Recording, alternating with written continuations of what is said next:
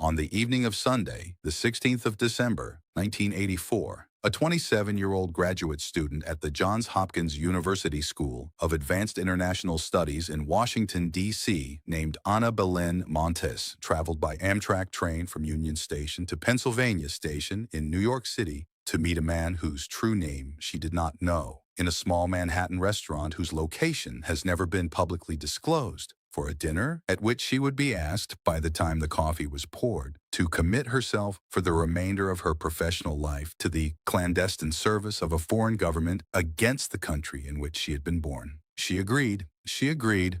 By the contemporaneous account of her companion that evening, a fellow Johns Hopkins graduate student named Marta Rita Velázquez, who had herself been working as an agent of the Dirección de Inteligencia of the Republic of Cuba since the previous year, without hesitation. She did not at the dinner or at any subsequent meeting over the following 17 years request payment.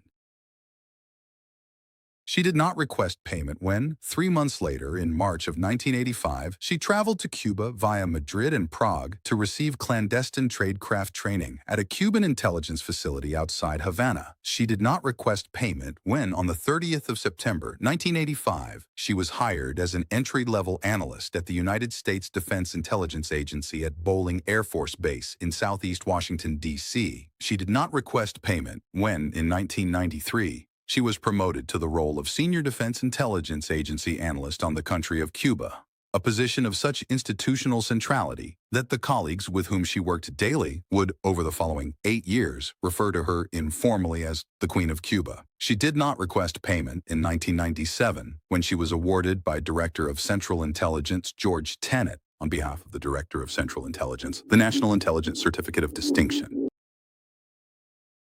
She did not request payment, finally, when on the morning of Friday, the 21st of September, 2001, 10 days after the attacks of the 11th of September on the World Trade Center and the Pentagon, she was arrested in a small conference room on the 3rd floor of the Defense Intelligence Agency headquarters at Bolling Air Force Base by 2 special agents of the Federal Bureau of Investigation named Stephen McCoy and Peter Lapp on a federal warrant charging her with 1 count of conspiracy to commit espionage on behalf of the Republic of Cuba.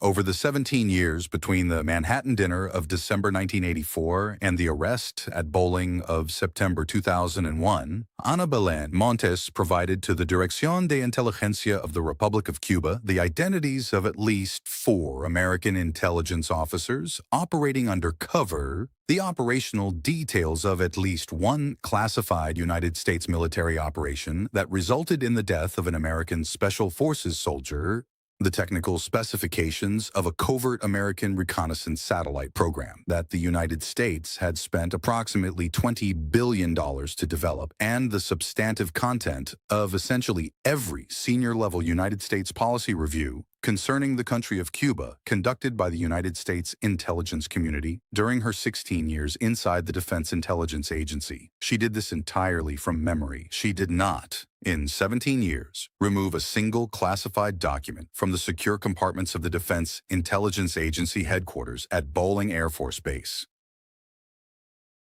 She received from the Republic of Cuba, in those 17 years, no compensation other than the partial reimbursement of certain operational expenses she had personally incurred, primarily the cost of intermittent travel to meet her Cuban handlers in 3rd countries, and the cost of certain commercially available equipment she purchased for tradecraft purposes. She acted entirely from political conviction.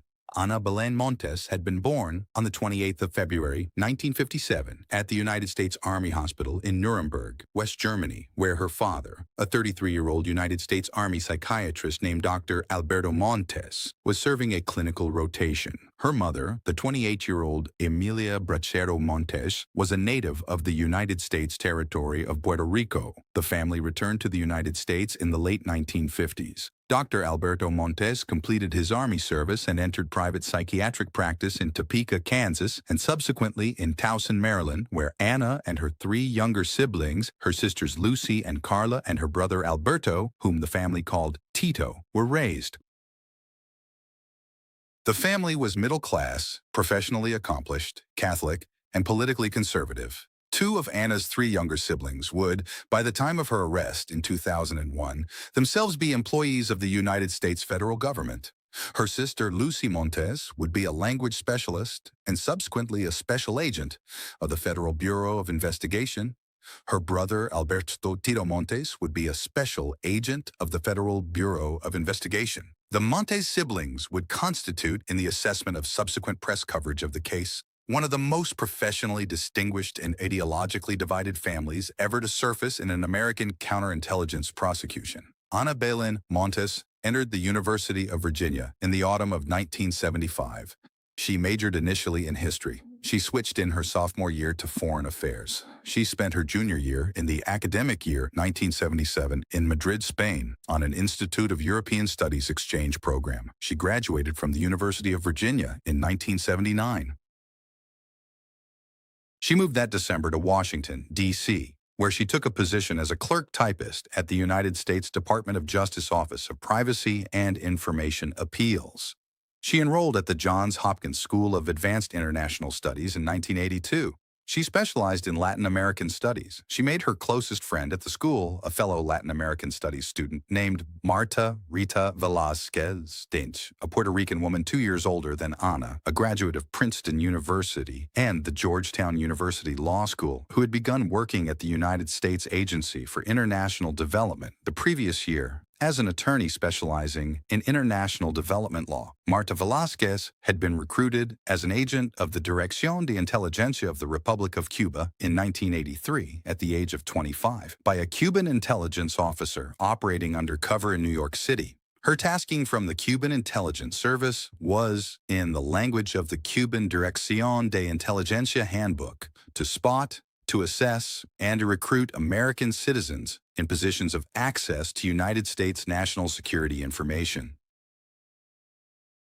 Marta Velázquez had been spotting and assessing Ana Montes since approximately the spring of 1983. The conversations between them at the Johns Hopkins School of Advanced International Studies, by Velázquez's subsequent account, had concerned the American government's support for the Nicaraguan Contra rebels operating against the Sandinista government in Managua, the Reagan administration's escalating military assistance to the government of El Salvador against the Farabundo Martí National Liberation Front, the continuing United States economic embargo against the Republic of Cuba, and the broader pattern of United States Cold War policy in Central America and the Caribbean, a pattern that both women had come to regard in their respective and overlapping degrees of intensity as ethically untenable. By the autumn of 1984, Marta Velázquez had reported to her Cuban handler that Ana Montes was, in her assessment, ready. The Manhattan dinner of the 16th of December was the formal recruitment.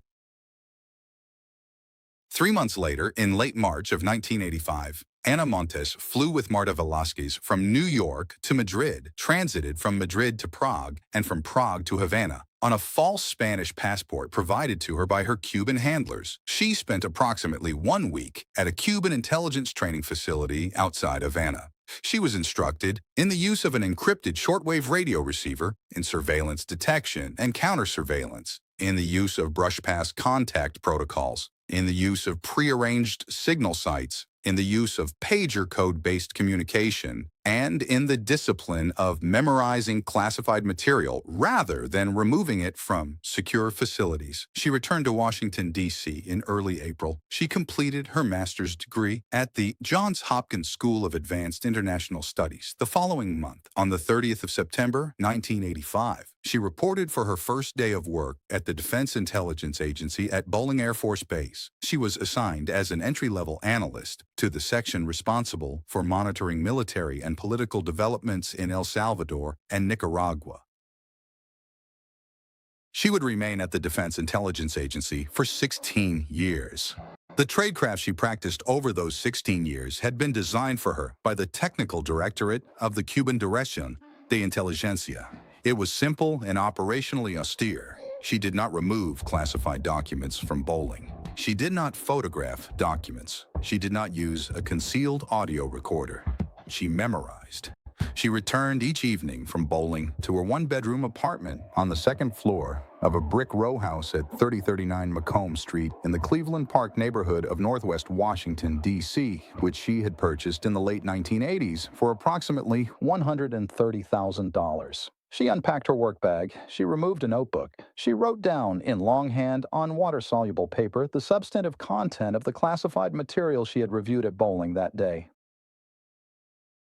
She transcribed the longhand notes onto a Toshiba 405CS laptop computer, which she had purchased in cash at a CompUSA store in Alexandria, Virginia in 1996, using an encryption program that her Cuban handlers had installed on the laptop during a personal meeting in a Caribbean country in the early 1990s. She stored the encrypted files on the laptop. She destroyed the water-soluble paper. She received instructions from her Cuban handlers via a Sony ICF 2010 shortwave radio receiver. The Cuban intelligence broadcasts originated from a transmitter located outside the city of Havana and were broadcast in the high-frequency shortwave band on 3 regular schedules per week, ranged at 9 and 10 o'clock in the evening, Eastern Time, on Tuesdays, Thursdays, and Saturdays. The broadcast consisted of a Spanish-speaking female voice, reading sequences of numbers in groups of 5 digits. The number groups were decoded on Montes's Toshiba laptop into Spanish-language operational instructions, dates and times for next in-person meetings, locations of dead-drop sites, requests for specific intelligence categories, and confirmations of receipt of previously transmitted material. She communicated with her handlers in the United States through pager codes. She would walk to a payphone, typically at a gas station, a hotel lobby, or a strip mall convenience store in Washington or Northern Virginia, dial a pager number registered to a Cuban intermediary in New York, and key in a brief numerical code from a memorized table. The codes indicated meeting confirmations, requests for emergency contact, or completion of operational tasks. In-person meetings with her Cuban handlers in the United States occurred approximately every 2 to 3 weeks. At Chinese restaurants, she rotated across the Washington metropolitan area. The handlers passed her material and accepted her transcribed encrypted files on small USB-style media. She did not, in the course of any of these meetings, accept envelopes of cash. She accepted, on occasion, expense reimbursements covering travel costs she had incurred on her own credit cards. The intelligence she provided was extraordinary in its quality and consequence. In early 1987, she briefed Defense Intelligence Agency colleagues on the configuration and security of a Salvadoran military base named El Paraíso, located in the Chalatenango department of northern El Salvador, which was at the time hosting an active United States Army Special Forces training mission to the Salvadoran Armed Forces. She passed the briefing material by the route described above to her Cuban handlers within 48 hours. The Cuban handlers passed the material to the Cuban intelligence liaison with the Farabundo Martí National Liberation Front. On the morning of the 31st of March, 1987, a Farabundo Martí guerrilla unit conducted a coordinated assault on the El Paraíso military base. The assault killed 43 Salvadoran soldiers and 1 United States Army Special Forces Staff Sergeant Gregory A. Fronius, age 27, of Greensburg, Pennsylvania, who had arrived in El Salvador 2 months earlier as a Green Beret medical specialist and who became, in the assault, the first United States Special Forces soldier killed in the Salvadoran Civil War. Subsequent United States military investigations of the El Paraíso attack noted that the precision of the Farabundo Martí assault, its timing, its approach vectors, its targeting of specific positions, strongly suggested an intelligence source inside the United States military or intelligence apparatus. The investigations did not, at the time, identify the source. Over the following 14 years, Belén Montes provided to her Cuban handlers, among other categories of intelligence, the identities of at least 4 United States intelligence officers operating undercover assignments, including, in June of 1994, the identity of a Central Intelligence Agency officer who was at that time preparing to enter Cuba on a clandestine assignment, the identities of 2 additional Central Intelligence Agency deep cover assets disclosed in 1997, and, on the 15th of May, 1997, the technical specifications of a classified United States reconnaissance satellite program, known by the cover name MISTY, a program subsequently characterized in declassified Defense Department documentation as one of the most costly and most significant classified programs in recent United States history. She continued throughout this period to receive promotions, performance awards, and institutional recognition from the very Defense Intelligence Agency she was systematically betraying. In 1990, she received the Defense Intelligence Agency Meritorious Civilian Service Award for the quality of her analytic support to the United States policy response to the change of government in Nicaragua. In 1993, she was promoted to Senior Defense Intelligence Agency Analyst with responsibility for the Cuba account. By the mid-1990s, she was widely understood within the United States intelligence community to be the most authoritative single analyst on Cuban political and military affairs in the United States government. In 1997, Director of Central Intelligence George Tenet, acting on behalf of the entire United States intelligence community, awarded her the National Intelligence Certificate of Distinction. She was first investigated by counterintelligence officers of the Defense Intelligence Agency at Bolling Air Force Base in the spring of 1996. The investigation was opened by a Defense Intelligence Agency analyst named Reg Brown, who had become concerned about a series of unusual behaviors he had observed in Montes, including her unusual access to specific categories of classified material on Cuba that exceeded her formal area of responsibility, and her abrupt and unexplained departure from a senior interagency meeting at the Pentagon during the Cuban shoot-down of two brothers to the rescue civilian aircraft on the 24th of February, 1996. Brown reported his concerns in April of 1996 to a Defense Intelligence Agency counterintelligence officer named Scott Carmichael. Carmichael interviewed Montes formally on the 7th of November, 1996, in a windowless conference room on the second floor of the Defense Intelligence Agency Counterintelligence Office at Bolling Air Force Base. The interview lasted approximately 91 minutes. He sat across a small formica table from her. He had brought with him a thin manila folder containing a copy of her personnel security file and a list of behavioral anomalies that Reg Brown had compiled. He had brought no polygraph examiner. He had brought no second interviewer. Montes presented to Carmichael, over the course of the interview, an exterior of calm professional cooperation. She acknowledged the unusual access to classified Cuba material that exceeded her formal area of responsibility. She acknowledged the abrupt departure from the brothers to the rescue meeting at the Pentagon on the 24th of February, 1996. She offered for both behaviors plausible alternative explanations: workload pressure for the first, an emergency telephone call from a personal contact for the second. She did not at any point in the 91 minutes break eye contact with Carmichael for more than 2 consecutive seconds. He asked her at the conclusion of the interview whether she would consent to a polygraph examination. She said, "I would prefer not to." Carmichael had no specific basis on which to compel one.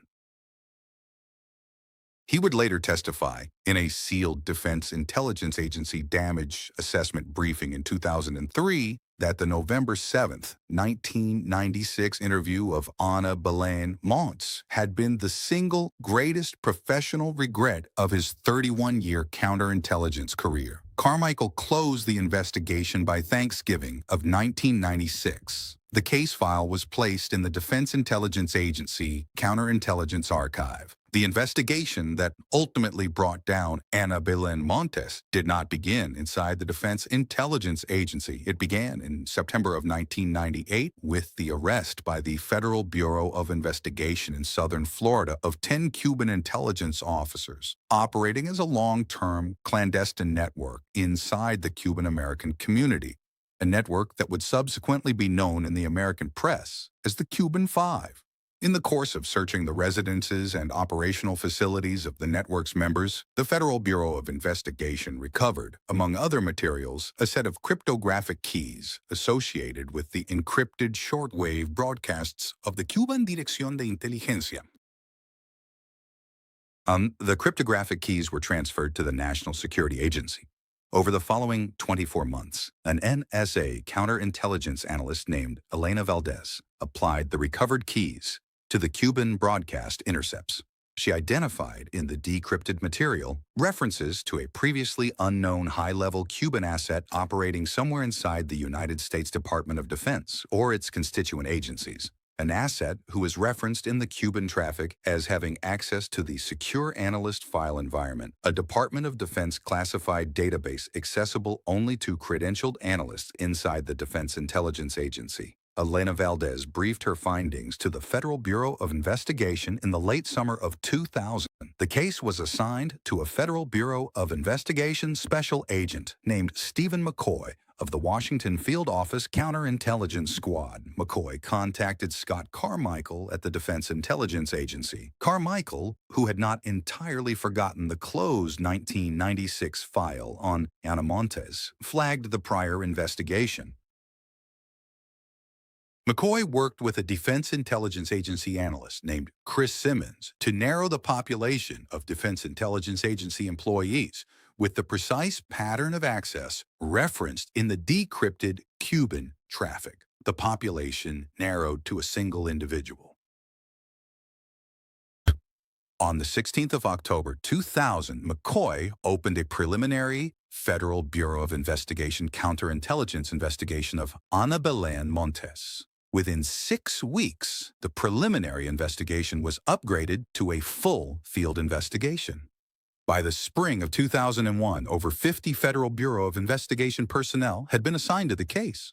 On the 16th of February 2001, the Foreign Intelligence Surveillance Court authorized full technical surveillance coverage of Ana Montes, of her telephone communications, her electronic mail, her workplace, her automobile, her Riggs Bank safe deposit box, and her residence at 3039 Macomb Street in Cleveland Park.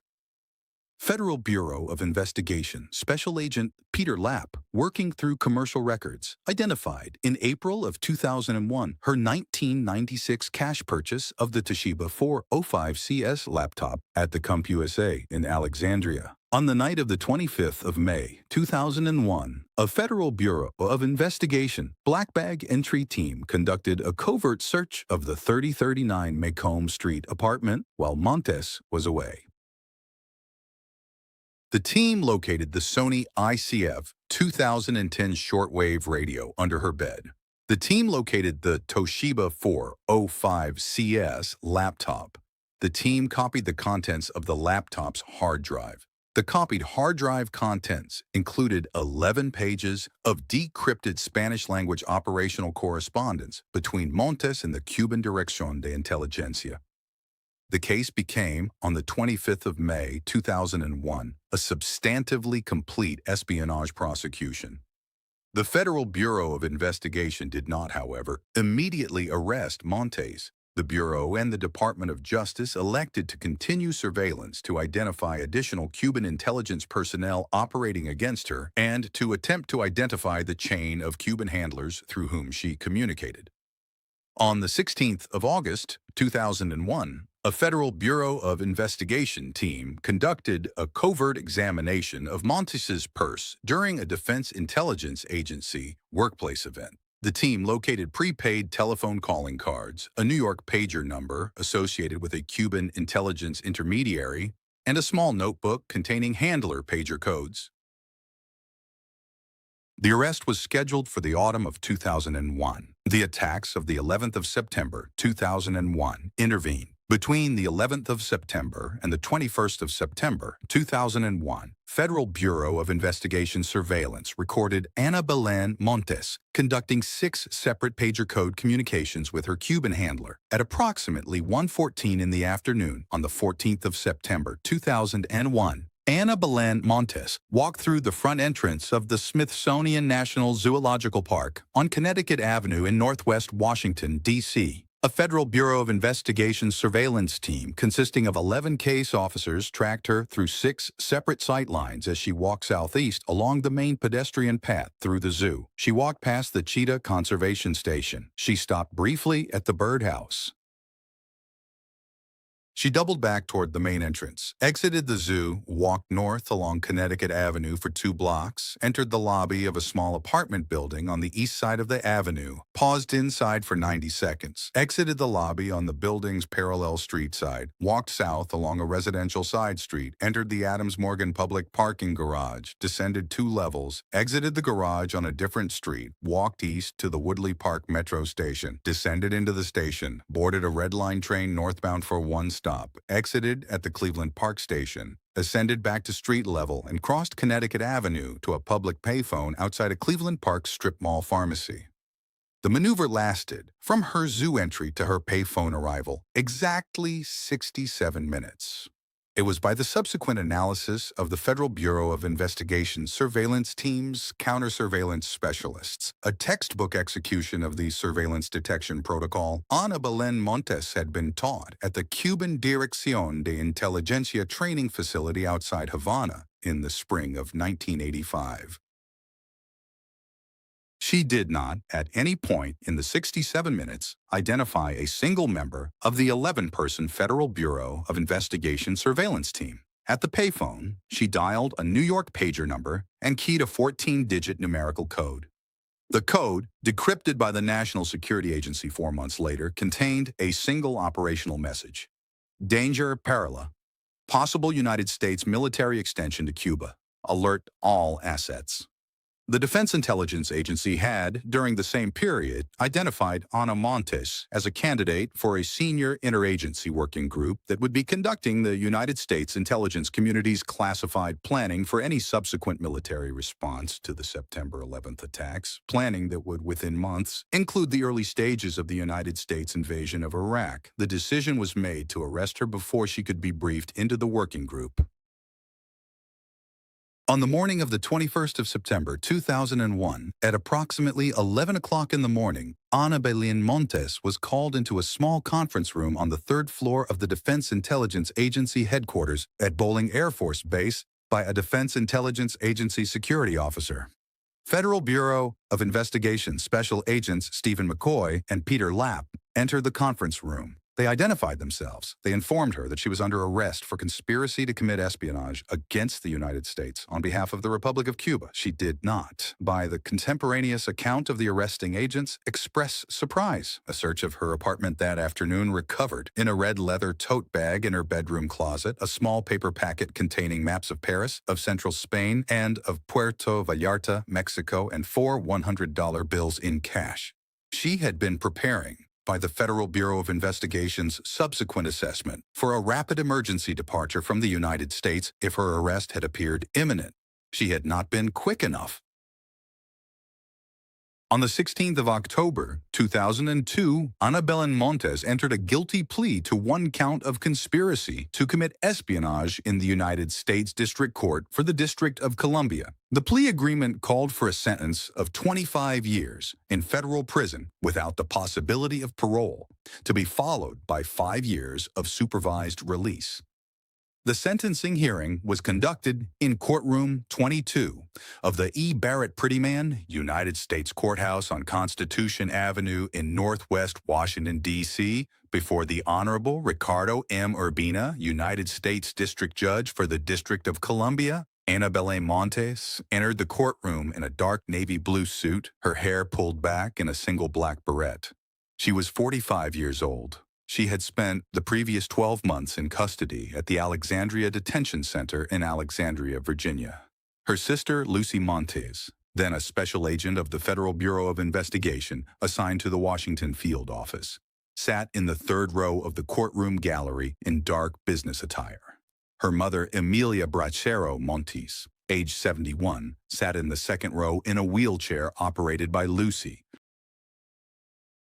Her father, Dr. Alberto Montes, age 78, had declined to attend the hearing. He had remained at the family home in Towson, Maryland. Ana Belén Montes did not, in the course of the proceeding, look at her sister or her mother. She was permitted, under standard federal criminal procedure, to address the court before sentencing. She read her prepared statement standing at the defense table, in a quiet, deliberate, hands-folded voice, over approximately 11 minutes. She did not waver in tone. She did not weep. She acknowledged that she had conducted espionage against the United States on behalf of the Republic of Cuba for 16 years. She acknowledged the substantive content of the activity. She acknowledged that she would, in due course, accept the sentence prescribed by the court.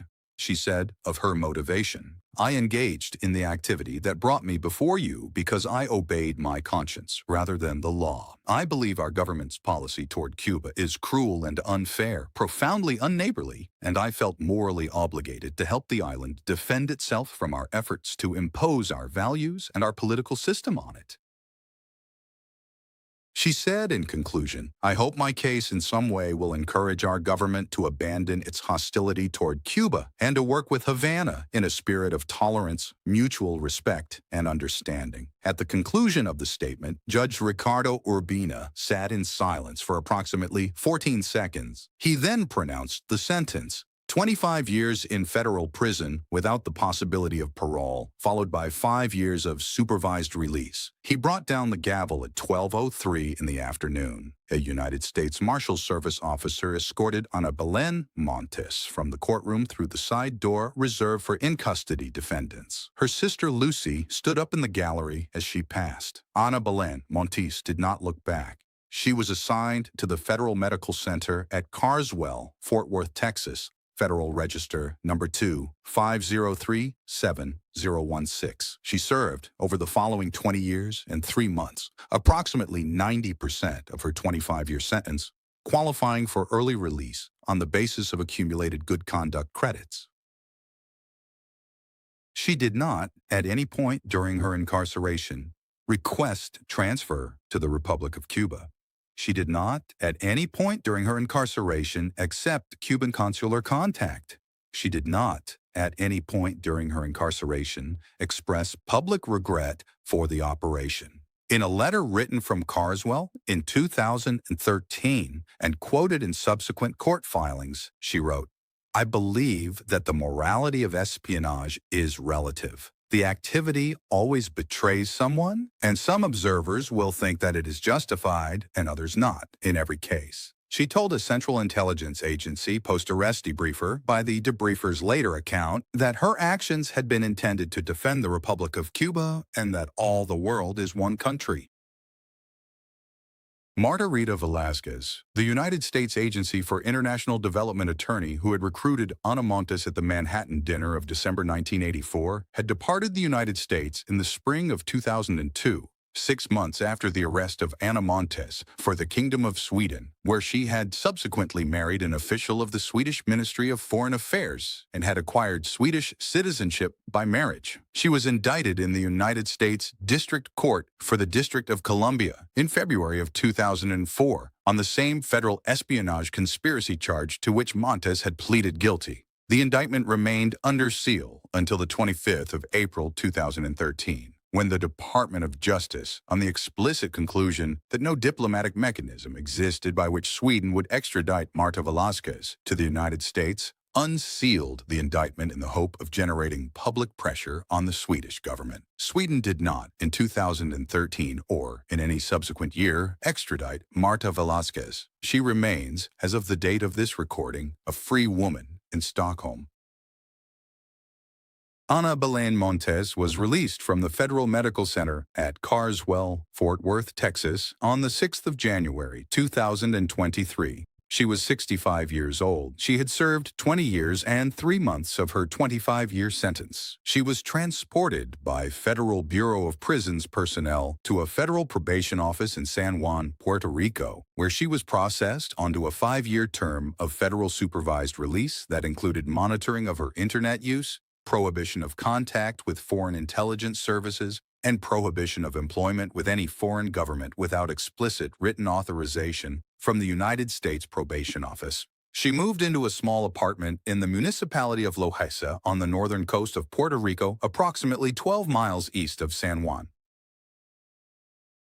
She has, in the subsequent period, given a small number of brief statements to Puerto Rican press outlets in which she has reiterated her view that United States policy toward Cuba is unjust, that her actions on behalf of the Cuban government were morally justified, and that she is, as of the date of those statements, comfortable in her conscience and at peace with the consequences of her decisions. She has not commented publicly on her family. Her sister Lucy Montes has retired from the Federal Bureau of Investigation. Her brother, Alberto Tito Montes, has retired from the Federal Bureau of Investigation. Neither has, in the years since their sister's arrest, given any public interview on the case. Her parents, Dr. Alberto Montes and Emilia Bracero Montes, have both died. What the case of Ana Belén Montes exposed and what the subsequent Department of Defense damage assessment confirmed, sealed in classified form until partial declassification in 2024, was a structural assumption inside the United States intelligence community that the human source counterintelligence threat from the Republic of Cuba was in the operational allocation of American counterintelligence resources during the late Cold War and the early post-Cold War period, a third-tier concern, manageable through routine personnel security procedures and standard polygraph examination. The assumption had been incorrect since at least the 16th of December, 1984. It had been incorrect for 16 years. It had been incorrect across the entire substantive run of the United States intelligence community's relationship with the Republic of Cuba during the most operationally consequential decade and a half of the post-Cold War period. Ana Belén Montes had been, throughout those 16 years, in plain view. She had been working a desk at Bolling Air Force Base, riding a city bus to and from work, returning each evening to a one-bedroom apartment on Macomb Street, eating in the same Cleveland Park diners, attending St. Patrick Catholic Church on 10th Street, and writing down, in longhand, on dissolving paper, the day's accumulated American secrets. For a foreign country, whose government she had concluded at the age of 27 in a small Manhattan restaurant on a Sunday evening in December, deserved her loyalty more than the country in which she had been born. She had taken no money. She had done it because she believed she was right. She believes, as of the date of this recording, that she still is.